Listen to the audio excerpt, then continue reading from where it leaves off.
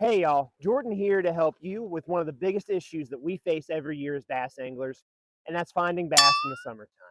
Every year you always hear people saying, man, I was really on them up until the water temps warmed up, and now I just can't seem to find them anywhere. They must have went deep. And that's true, they did. But how do you find them when they go deep? It's not just as simple as going into deeper water, fishing for bass, and getting on them. Fortunately for you and I both, it's really not that complicated to figure out either. And I did the research so you don't have to. My name's Jordan, and I'm going to help you figure it out. Let's get started.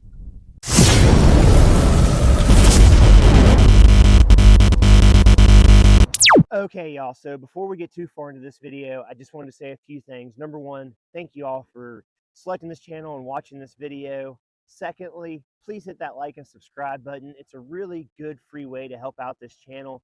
And the third thing is I wanted to let you guys know that I'm going to be covering both largemouth and smallmouth bass because I understand that some people are in areas where there's only largemouth fisheries. Some people live near river systems where you primarily target smallmouth bass. And then I know there's several anglers like myself who like to target both species, and I really want everybody to be able to pull something away from this video. And before I go too far into where we're going to find, largemouth bass or smallmouth bass, I'm really going to dive into why the bass are making these movements for the summer pattern. Because they don't only make this movement during the summertime, they make several movements throughout the year. And if you understand why bass are making the movement for the summer transition, it'll make it really easy for you to understand why the bass are making the movements throughout the other times of the year as well. So everything that I'm going to be covering in this video will be labeled in chapters down below. So if there's anything you don't want to watch, anything you're not interested in, you can fast forward right past it. And in this video, these are the topics that I'm going to be covering. Number one, I'm going to explain the seasonal bass patterns. I'm going to talk about the winter pattern. I'm going to talk about the pre-spawn, spawn, post-spawn, summer pattern, and the fall pattern. The next thing I want to discuss is what are the basic needs for bass to survive. Because if we understand what the basic needs for bass survival are, we'll understand a little bit better why bass are making some of these movements. The third thing we're going to talk about is why are the bass moving? What's the primary purpose behind these transitional periods? And then we're going to start talking about where you can find them at. And I'm really going to dive into, what kind of cover to look for or where the bass are going to go, what your primary target should be to help you eliminate a lot of potentially dead water before you even get started. And then finally, I'm going to talk about residential bass because I do understand, just like everybody in this video should understand, whenever the bass make this transition, especially for the summer pattern, a few of them are going to stay up shallow, and 90% of them, largemouth and smallmouth, are going to try to find deeper structure and cooler water. So with all that being said, let's dive right into the seasonal patterns that the bass are going to make every year. The first pattern that we're going to talk about, we'll start off with the pre-spawn. After that, we're going to talk about the spawn, then we're going to talk about the post-spawn, the summer pattern, and then the winter pattern. So starting with pre-spawn conditions, the bass are going to be moving up deep onto the primary and secondary points out of the deeper water to start getting ready for their staging areas to stage for the spawn. During this time, the bass are going to be feeding up and getting ready for this big life activity of reproduction. And then after the pre-spawn, we're going to slowly start to move into the spawn, and all this will happen in waves. So for the first few months that all this happens, you're going to see fish on bed, you're going to see fish pre-spawn, post-spawn, spawning. It's all going to happen in waves. And then as we start to get into the summer pattern, everybody really needs to understand that it's going to stabilize, especially as we get into July. So after we get past the pre-spawn and into the spawn where the fish move up into their spawning flats, they reproduce. In the post-spawn cycle, they're going to move back out onto those primary and secondary points. And then as like the bluegill spawn and all that stuff starts to wrap up, most of your bass are going to move out into deeper water. And this is where the summer pattern is going to take place. Now, while the fish are in deeper water, or while most of the fish go into deeper water, you do have resident fish, we'll say 10% of them, to stay back in the coves and pockets, especially with largemouth, that aren't going to move into deeper water. You do also have residential smallmouth fish, but it's not really the same as residential largemouth fish. A lot of the smallmouth fish that you're going to find up shallow this time of year are definitely going to be your smaller bass. And smallmouth fish are really nomadic to begin with, so they move So when I say the residential fish, I mean a lot of your smaller ones will stay up shallow, but they're still going to move around. You're not going to be able to go to a log with a smallmouth bass like you with a largemouth, and be like, I've caught this fish 3 times here in practice. I can go back to it in a tournament. A lot of times those smallmouth are going to move. So when it comes to largemouth, especially, you're still going to have a good chance of catching some bigger bass in the shallows. But I'll explain, I guess, where the largemouth bass, especially, go here later in the video, um, as opposed to the smallmouth bass, right? Because obviously smallmouth have a lot more deeper water to go to. You're not going to find largemouth right in the current like you would the smallmouth, and I'll get into all that here in just a second. After you have the summer pattern, as you start to move into the fall pattern, the water temps are cooling down. Your bait fish, which those will become important here in a second, your bait fish are going to start to move up shallow again. So your bass move up shallow again. That's when you're going to find a lot of your large smallmouth or a lot of your largemouth back up in 5 foot of water or less, next to stumps, really feeding heavy on shad or whatever the bait fish is.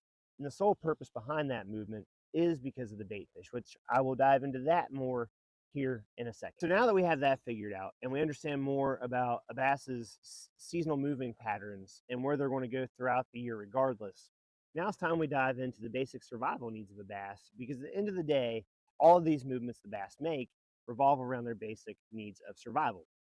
So here I have a Google AI screenshot of what the basic needs of survival for a bass are, and that is food, oxygen, and the appropriate water temp. Well, that makes it easy, right? Just considering that by moving into deeper water, the bass find cooler water, and that's probably where the bait fish are, so that's where they can feed up. But it's not that simple. It's close.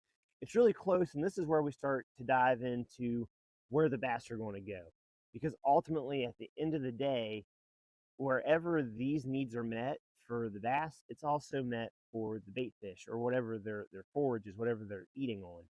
So primarily by finding out where the bait are going to go, that's how you're going to find where the bass are going to go for both largemouth and smallmouth. Because largemouth and smallmouth bass, or even spotted bass, every type of bass out there is an opportunistic feeder, and they're smallmouth, I will give you, they have some energy, but they're not overly eager to exert a lot of energy trying to find their food or their forage.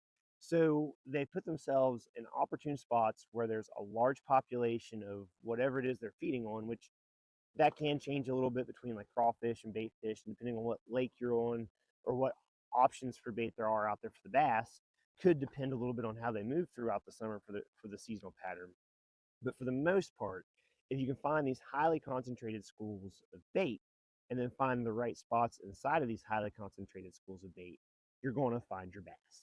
Now that we have all the basics out of the way, it's time to finally start diving into the fun part of the video, and that's talking about how we're going to eliminate dead water and how we're going to find water that should be more opportunistic to find bait fish and find bass. Because the one thing that you're going to learn throughout this video, now that we're diving into how to find them, if you find the bait, you'll find the bass. But how do you find the bait? Like I said just in the previous section, the bait fish have the same requirements for survival as a bass does. So if you find the bait, the bass can survive there. And bass are opportunistic feeders, and they don't like to put a whole lot of work into feeding. So again, if you find the bait, you'll find the bass. But how do we find the bait? How do we find the water that is more suitable for the bait? And without going into a huge long discussion about thermocline and oxygenated water and all these other things that we could really dive into, I'm going to make it simple for you. I want to show you what conditions or what settings should lead to more oxygenated water where you're going to find most of your bait fish and your forage in the summertime. So now that we figured out if we find bait fish, we're going to find bass, how do we find the bait fish? Where's a good spot to even start with looking for bait fish? And the answer to that question is virtually the same as the answer for finding bass. They're going to do the same thing. They're going to try to find areas where they can feed easier to survive throughout the year. And for the most part, most smaller shad, most smaller bait fish or crawfish feed on microorganisms that are going to travel in the current. And in the current, you're going to already find your cooler, more oxygenated water as well. So that's going to set you up for the perfect conditions to find your schools of bait fish or your balls of bait fish. Now, as far as what areas with current, or how do you find areas with current, as far as that goes, with this example of a map here, I'll just use something that, is an example close to home. But if you look somewhere in the main river channel and you find areas where the main river channel starts to swing up against banks, where there's access to deeper water, that's where you're going to start to find your current. And then once you find your current, that's when you need to start fishing around trying to find your groups of bait fish. So now this is the part of the video where I really start to divide things in between largemouth bass and smallmouth bass, because ultimately at the end of the day, the type of current you're looking for or the kind of conditions you're looking for is going to be slightly different. Where with largemouth bass, like I said, if they're on a river system, they're going to be up in pockets like this, and smallmouth are going to be right in the current in areas like this, both of which are looking for deeper water. And I'll just start with largemouth. So with a largemouth bass, let's say you have a pocket like the one I'm showing you in the map here. On the outer edge or the flats where the bass have most likely spawned is where your shallower water is. And after the spawn, they're going to pull out to wherever the first point is that is close to the main river channel. And that's probably where they're going to stay in this area. If you have largemouth bass, they're going to stay in this area. This is also where the bait fish that are going to stay in this area are going to stay. And to narrow that down even more from just looking for the deeper water closer to the main river channel, you need to try to find cover and structure. Because as I mentioned before, with bass, they like to feed, but they don't like to put a lot of work into it. They really like to find areas where they can pin themselves up and put themselves in good ambush points against the current. So in a situation like this, for largemouth bass on a river system, where you have the main current running through here, you need to try to find cover in that area where the bass could hide. So either stumps, rocks, laydowns, ledges. That is where a majority of the bass are going to hide in the deeper water, close to the current, to wait for the bait fish to come through for them to snack on. As far as smallmouth are concerned, if you look at where they were after the spawn and the post spawn, when they're still in shallower water, you're going to find those areas around a lot of current and a lot of current breaks. What you need to look for with smallmouth is, again, areas close to the main river channel where you have either big channel swings or where you have potential for eddies or current changes. That's where you're going to start to find your smallmouth. As far as structure for smallmouth this time of year, it's going to be the same. You're going to look for stumps or logs, debris, anything that those smallmouth bass could put themselves up against to be able to set themselves up to ambush the bait fish as they come through the main channel swing. So wherever you find current and wherever you find cover is where you're going to start to find your bass. And now I know what you're all saying to yourself. Well, we could have probably figured that out on our own. Pretty common sense. The bass are going to find cover and structure to relate to. And we all know that where you find current, you find bass. But now I want to dive into it even a step further and start talking about how you find this cover and easy ways to find it. So, as I just mentioned, using a map is a very good tool to start with. Either Google Maps or a topo map like the Hummingbird maps that you can download to your phone is a really good place to start with trying to eliminate some of the dead water. The second thing you're going to want to do for my bass anglers who have electronics on their boat, spend time side scanning, spend time using your electronics to find either heavy rock piles or to find trees that have fallen down and been submerged in water. And then for the anglers who do not have electronics, try to use visual cues along the bank. Whenever you're fishing, let's say if you're in a john boat or even if you're fishing along the bank, if you find an area where there's a lot of chunk rock or where it appears a lot of trees and brush has been cut, there's a really good chance that in that area just off the bank is where there's going to be some cover there. Now, the one part that you're going to struggle with from the bank or a boat without electronics is knowing the depth. So when I say that finding these bass in deeper water, it doesn't necessarily mean they have to be out in the middle. You can find a lot of banks that have really deep water quickly. So a bank that goes from 2 foot to 30 foot almost instantly would be a great like bluff wall for them to hide up against. And without your electronics or without some form of electronics, you can't just idle over that area and figure out what the depth is. But what you can do is use a bait like a jig or something heavier that you can toss out into that area and do a countdown and keep contact with your rod tip and count to, let's say if it takes till 30 before you feel bottom, then it's going to be a good guess that that's probably a 30-foot deep area. And that's when you can start picking it apart with other baits. Now, as far as what baits do I like to use whenever I'm trying to find these bass, number one, I like to use a crankbait. Not because I think it's going to get a lot more bites necessarily, but a crankbait is a good search bait to find what kind of structure you have underneath. So whether you were able to find stuff with or without electronics, this is something good for both anglers who have great electronics on their boat and anglers who don't have electronics on their boat. Using something like a crankbait, either once you already found the cover or when you're searching for cover, you can buzz through an area and you can really get a feel for what's down there. You know, if you see a hard bottom and you see some chunk rock, you can throw a crankbait down there real quick and you can kind of feel how rough it is or how much rock you're really dealing with down there. Or if you're an angler that doesn't have any kind of electronics, you can bust through an area and you can tell when you're hitting soft bottom or rocky bottom, or when you get snagged up, you can tell if there's a tree down there. And the same for the anglers with the electronics. You know, whenever you're buzzing through there, there's a chance that you can find a brush pile or something you didn't know about, because as great as electronics are, it's easy to miss something. So the first bait I like to use is some sort of deeper diving crankbait. Second bait I really like to use whenever it comes to fishing for fish in deeper water is a swim jig. A swim jig is universally an easy bait to fish whenever you're looking for fish in deeper water, because if you find them in 10 foot of water, you can fish a swim jig in 10 foot of water. If you find them in 20 foot of water, you can fish a swim jig in 20 foot of water. And if you find them in 30 foot of water, you can fish a swim jig in 30 foot of water.